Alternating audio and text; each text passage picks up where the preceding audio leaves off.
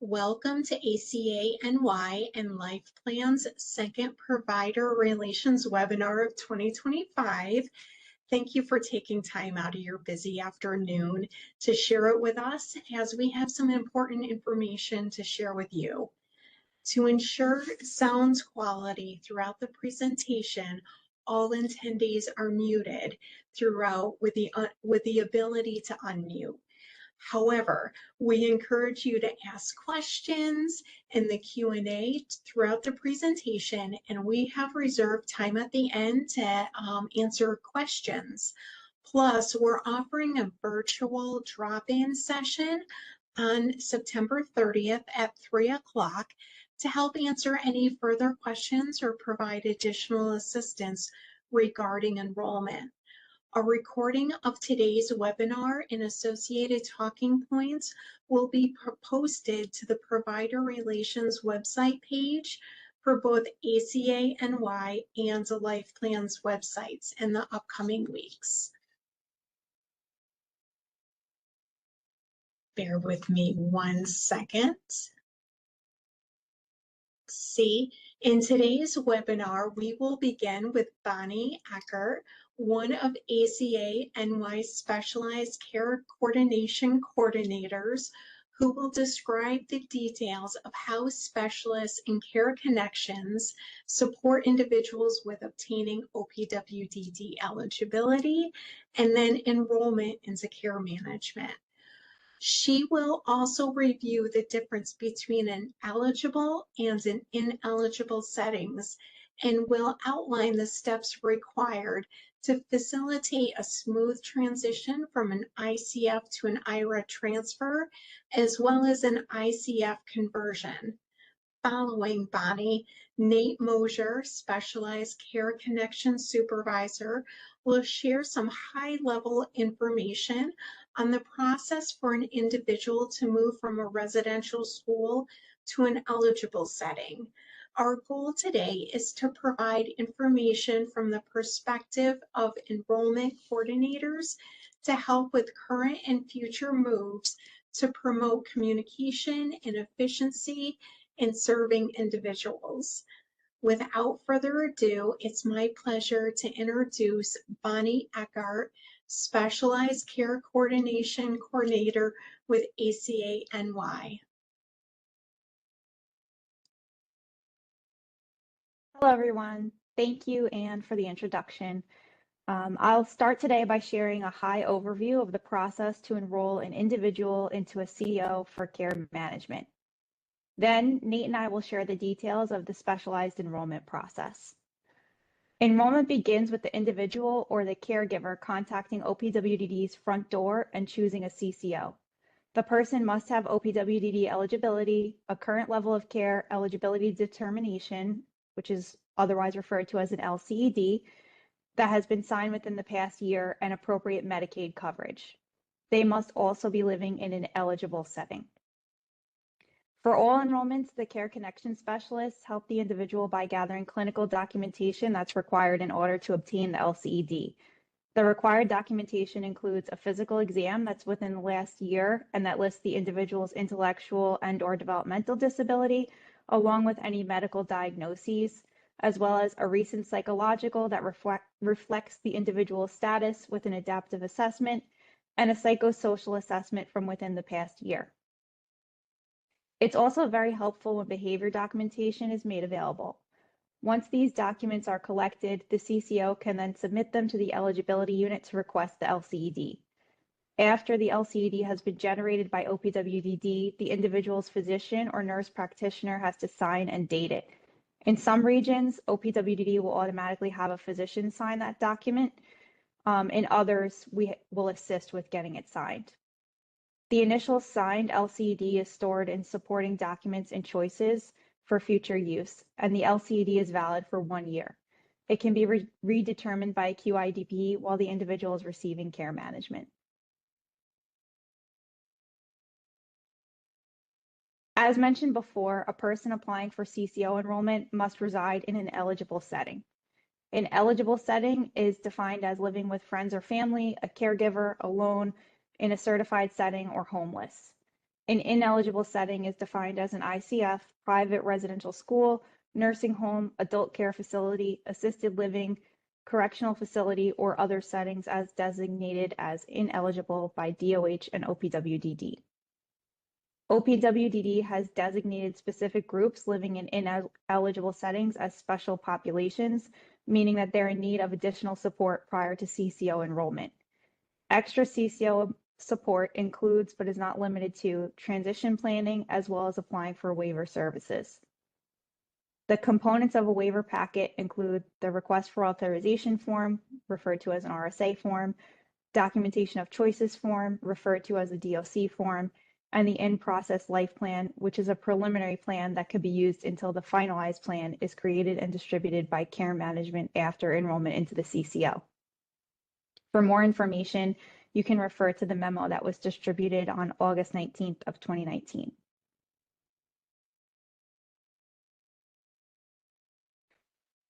When a provider wants to initiate a transfer from an ICF to an IRA, it's best practice to try to involve the CCO as early as possible. Please ensure that the individual and family are aware that the CCO is an integral part of the process and encourage them to choose a CCO in a timely manner. As soon as we connect with the individual and obtain consents, we can assist with making the CAS referral, connecting to the front door facilitator, requesting the LCED, and submitting the waiver packet before the move takes place. The waiver packet can only be reviewed by OPWDD once the CAS, front door assessment, and LCED are all completed. Agencies who move individuals into IRA beds without completing those steps run the risk of losing out on billing. It's also important to highlight that the LCED for an IRA is different than the one that's used in an ICF. The IRA one is a 2-page form that can only be generated by OPWDD staff. We all recognize that it can be confusing because both forms have headers that state ICF level of care determination. It's also important to note that the notice of decision is not issued until the residential move takes place. For NODs to be issued, the person's Medicaid must no longer indicate that they're in an ICF, and their case must be registered in the right county. There are a lot of steps through this process, and it's important that the residential provider and the CCO stay in regular communication throughout it. Many providers are working to convert their ICF programs into IRA programs. When going through this process, everyone living in the residence must obtain waiver authorization and enroll into CCO services. All of the same steps listed in the previous slide apply. It is helpful if the CCO is given ample notice prior to the projected conversion date. We would recommend connecting with us at least 6 months prior. This will allow plenty of time to obtain consents from family members, advocates, and anyone else who's involved, and to obtain additional documentation that might be requested by OPWDD.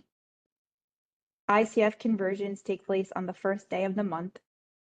In many cases, the CCO enrollment will not process until the first day of the following month.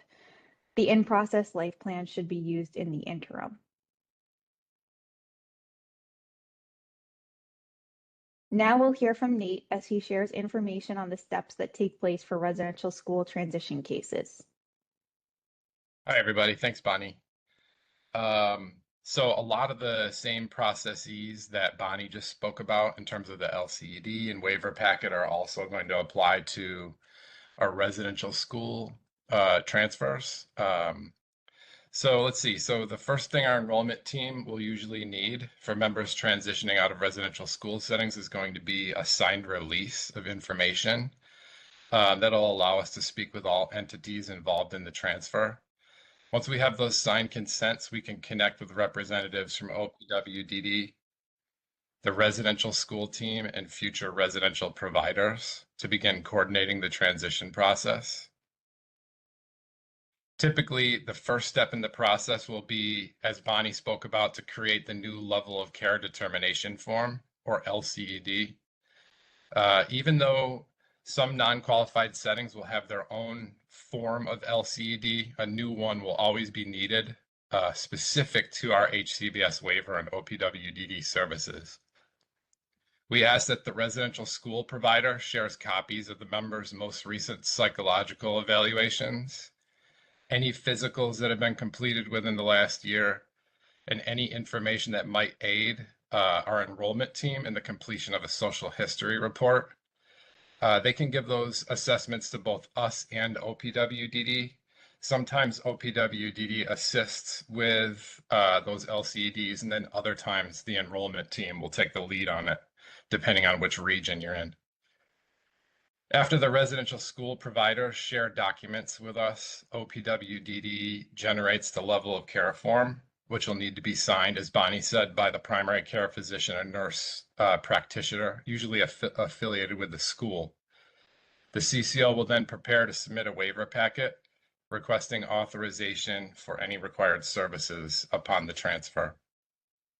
Additionally, we ask that residential school providers share any transition plans with our enrollment coordinators.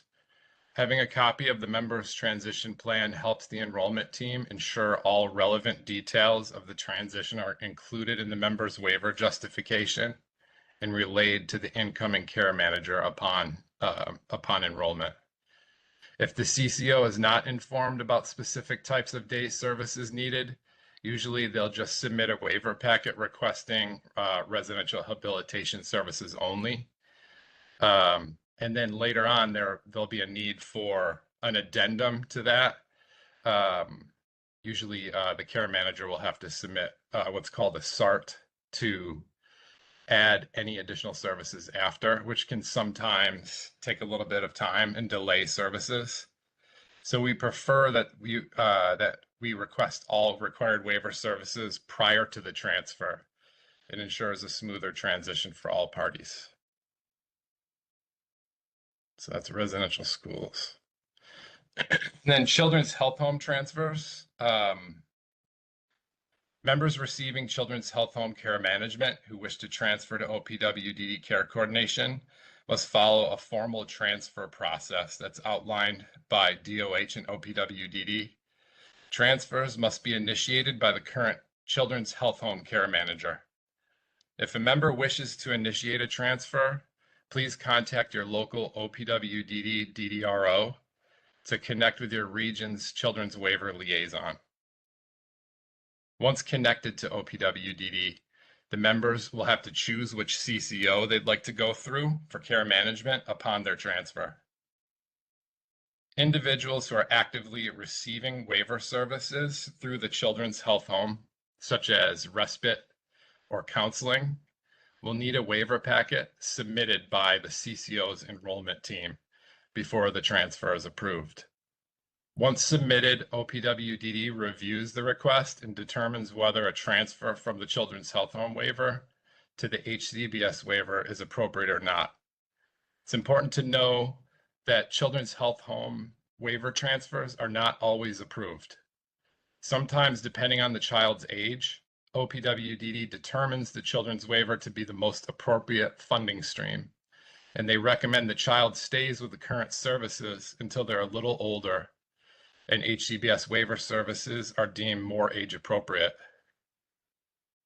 Before the enrollment coordinator can submit a waiver packet, there will be a conference scheduled between OPWDD, the CCO, the health home, and the parents or guardians to discuss the transfer.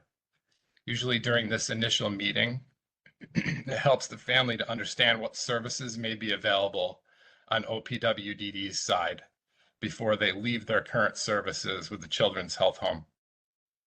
Individuals who receive only care management through the Children's Health Home may be eligible for care management to care management transfer. For a CM to CM transfer only, a waiver packet is not necessary, and a review will not always be necessary. The process is usually a little quicker. For Children's Health Home transfer cases where a waiver packet and committee review is necessary, OPWDD will need to conduct a second and final transfer meeting, usually at the end of the month.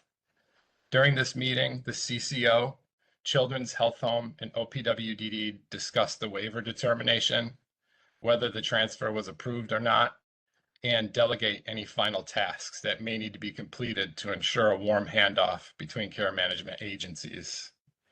Families do not need to attend that final transfer meeting.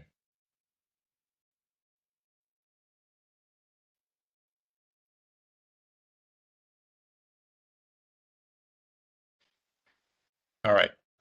We also wanted to mention that you may run across some members that are in a non-qualified setting that might be in need of a residential placement.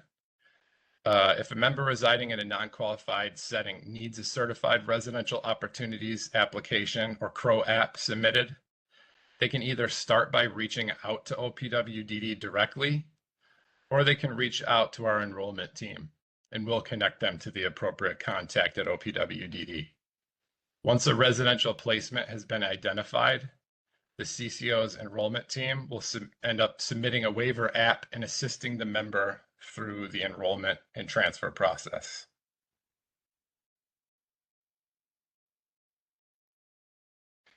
All right, some important things Bonnie and I wanted to recap from what we just discussed, and then we'll open it up to questions. The first thing is we just really wanted to drive home that the CCO is unable to communicate on an individual's behalf or share any PHI until a person or family signs a release of information form allowing us to do so. When making a referral, please ensure that the family is aware the CCO will need a signed consent to release information before we can speak to any outside entities or providers. Please take into consideration our need for consents to be signed before we discuss any PHI with outside providers or entities. We also wanted to mention that CCO enrollments only process on the first of every month. So sometimes that official start date with the CCO doesn't always line up with a member's discharge from their non-qualified setting. So sometimes there may be a lapse in services. So we try to coordinate things as closely as possible to that first of the month start date. We also wanted to mention that we wanted to talk about kind of in-process life plans. A CM completes an official life plan within the first few months after enrollment. However, our enrollment team may have completed an in-process life plan during the waiver approval process. The in-process serves as an unofficial rough draft of the life plan. In some cases, we've noticed ResHab and DayHab providers have been able to use this in-process life plan for billing purposes. We're happy to share the in-process life plan with providers if they find it helpful. I know I've spoken to some DayHab and ResHab providers that like to take a look at the in-process life plan for goals and things like that that might help with billing. And then finally, we really wanted to drive home. This has been kind of a point of confusion. We wanted to drive home that a notice of decision will not be issued by OPWDD until after confirmation the member has officially disenrolled from their non-qualified setting. OPWDD issues the NOD shortly after it's confirmed the member has discharged from the non-qualified setting. Many providers have been hesitant to set a move date until they receive the member's NOD. However, the member must move first before OPWDD gives those out. So we just wanted to mention that.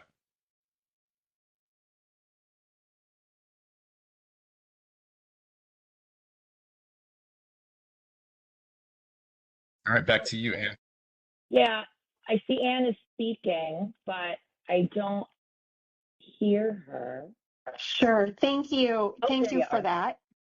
Thank you, Bonnie and Nate, for presenting. I'm going to put it out to all the participants. If you have any questions, if you want to put that in the chat, it would be very helpful. Any questions or comments are always greatly appreciated. Yes, and I don't currently see any questions in the chat. I did drop the link for our drop-in session on specialized enrollment, which is going to be September 30th at 3 p.m., like Anne had mentioned earlier.